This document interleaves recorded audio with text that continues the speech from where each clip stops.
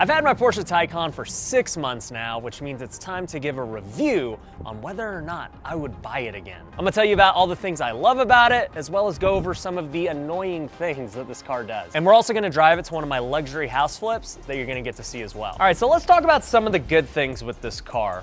First off, I still love the look of it.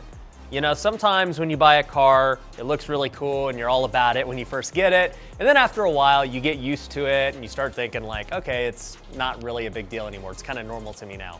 But I'll tell you, even when I still walk in the garage and I look at this car, I love it. I think it is still just the best looking car out there. I would much rather have this than any two-seater, than any Lambo or Ferrari. I just love the look of the Taycan. And along with the look, we actually did some customization to it.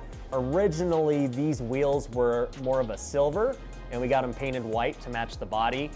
We also got this painted to give it a little more cooler look. And over here on the bumper, we added some white as well. And basically what we did was anything that was metal, we made white. Anything that was plastic, we kept it as plastic. So as far as the exterior of the car goes, absolutely love it. Like, I still think it's the best looking car out there. Now, speaking of the looks, I still love this red interior. I was kind of unsure of if it was gonna like stain on me or do anything. I had a lot of people who told me it was gonna like fade into my jeans, but we haven't had any kind of problems with the interior. I love it. I also love that it is truly a pretty spacious four-seater. Like, this has gotta have the most room for a sports car with 4 seats. So I think they did a really good job in functionally building this. And I haven't had anyone really complain about the back seat. They all say that it's super comfortable back here. And it's way different than those Ferraris and sports cars where they add a back seat, but it's not really a back seat. Like, nobody can fit back there. So I think that is great. Along with the seats, one of the big reasons I chose this model versus another one was the massage seats. Right here, you can click this and pick any kind of massage you want. You got the wave, you got the lumbar, you got the shoulder massage. Like, I get a massage every time I drive. The first thing I do right when I pull out is I click the button, I get a massage, and I try a different one out every day. So for those of you wondering whether or not you'd actually use a massage seat in your car, I mean, I do. I turn it on every time. Now, another thing that I love about this car is the range. A lot of people ask me, what's the range compared to Tesla? And for those of you who don't know, I actually had a Tesla Model X before this car.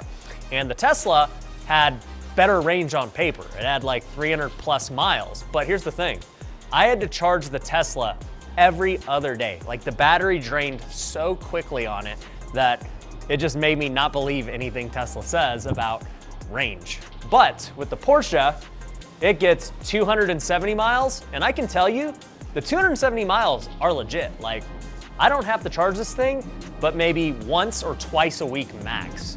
And they got a pretty cool looking charger over here.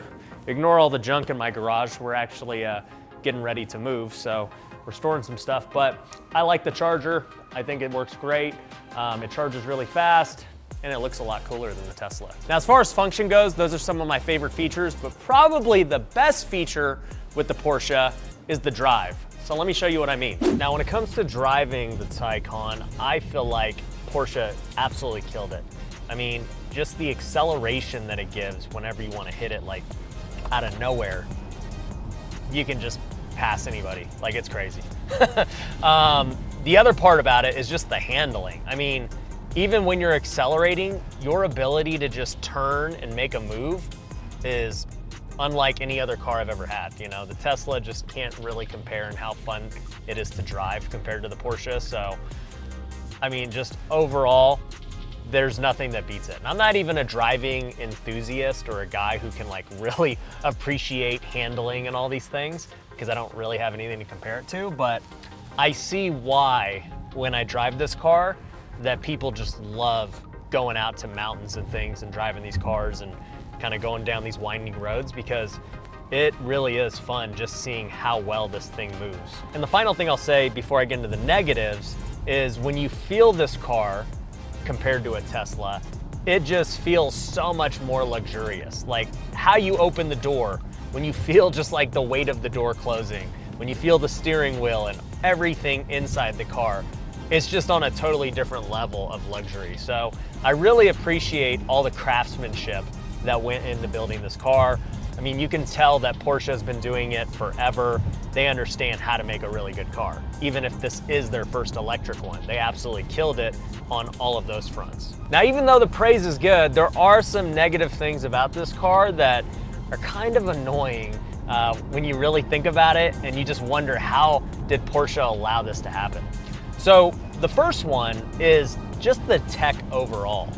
When you look at this car, it seems like it has the best tech ever. It's got this huge screen in the front, it's got this screen right here. Even the passenger has a screen, and there's a screen over here at the bottom. Like, there's 4 screens in this car. So you think, okay, there's probably a lot of great tech in here. You would be mistaken. This car is not very good with the tech. For one, that passenger display is never gonna get used. I don't think anyone has ever used it for anything, so it's definitely a complete waste. They should have just put more storage or something there. It looks cool, but it's a waste. The second thing is Apple CarPlay. So I always link my iPhone to the car, but it takes like 2 minutes for it to actually link up, and I don't know why. So the first 2 minutes of my ride, I can't really listen to anything, and I'm just waiting for my phone to connect. Every other car I've ever had, it connects the moment you turn the car on, and the phone, like, it might take a couple of seconds, but this literally takes minutes for the phone to connect. So really annoying on that front. But probably the dumbest thing that this car did, that I just can't believe it was overlooked when they made it, was the clusters on the steering wheel. So on most cars, you've got a volume button to go up and down with volume. This one has that. You use this one to do the volume right here. But guess what? There's nothing to allow you to go back and forth from songs. So I can't click anything if I want to go back to another song with my iPhone. I literally have to go on my iPhone, click back, and that's how I get to a new song. Like, it's the only new car I've ever seen that does not have that on the steering wheel. Now, what they do have is these little diamond buttons. So there's one right here, and there's one right here. And these are basically like your custom buttons. You can program it to do whatever you want. And so for me, I programmed it to go to the next song, because I guess I'd go to the next song more than I'd go to the previous song, and I don't really have a choice to do both. So I programmed it to go to the next song, but how annoying is that I have to do that? Along with that, I programmed this one to be my garage opener. So, I mean, it works pretty good, but, you know, coming from the Tesla, the garage actually opened by itself when I got near it. That was such a cool feature of the Model X I had. I didn't have to click a button. It already knew I was coming and would open the garage. So they're definitely way below Tesla in terms of tech. Like, it's not even close. Porsche is like way behind. You know, and not to mention Tesla's self-driving either. Tesla's self-driving is so good.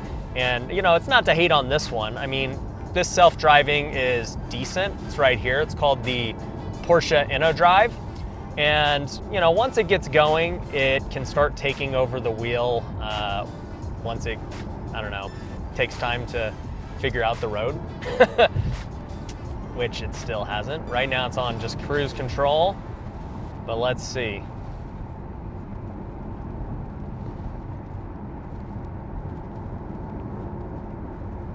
It won't even do it, but you know, even when it does, it's pretty good. Like, it keeps you in the lane, but it's definitely not like self-driving that Tesla has. So overall, I mean, everything in the clusters is just, you know, not that great compared to other cars I've driven, let alone a Tesla. Another thing that they screwed up on is the wireless charger. So the wireless charger's inside of this, okay? So I don't know about you, but if I had to go put my phone right here in the charger and then shut this, I mean, I guess it's good for safety because I'm never gonna wanna go get my phone again. But if I need to use my phone, I gotta open this thing, I gotta like maneuver my arm, and then I gotta like dig in my glove, or this compartment right here, and then I get my phone. So I literally never use the wireless charger. In fact, I just use the cup holder as my phone holder because that's what it is. Another weird thing I forgot to mention about the tech is there's this cool spaceship sound with the car that I really like. And I was thinking that I'd be able to get that sound, you know, as a normal setting, but you're not able to do that. In order to get the sound, you have to change your setting to Sports Plus mode, and then it starts playing the spaceship sound as you accelerate. So I'll show you now. I'm not sure if you guys can hear it, but I just think it's cool. Like, it's such a nice feature, and I paid 600 bucks to get the upgrade for it, but I never use it because, once again, I don't have time to go switch to Sports Plus mode every single time I want to, you know, sound like I'm in a spaceship. So overall, most of the annoying things are due to just the tech. They just overlook simple things like the steering wheel button. And just the tech itself isn't up to par to other car makers. And by the way, it finally caught on the self-driving, so now it's doing it and it's staying in the lane. But it will make you have the driver control right there, so you have to touch it, just like the Tesla makes you do it. And Tesla would have exited for me because it knew where we were going. So I had to go click that exit myself. Just pulled up here at our luxury flip that we're about to list, but I'll give you the last two things that really annoy me about this car. Getting in and out of it is still a lot different than an SUV, which I've had up to this point, so yeah, that kind of sucks, but you know, it's a car. It is what it is. And the other thing that's kind of annoying about this car is now that I golf a lot, the trunk kind of barely fits the clubs, and anytime they go to close it, they always press the button and leave, but then the trunk never closes because guess what? It hits the bag. So it's kind of annoying. Even when it doesn't hit the bag, it still kind of opens sometimes, so I have to always just manually put it down. So other than that though, I mean, the car is amazing.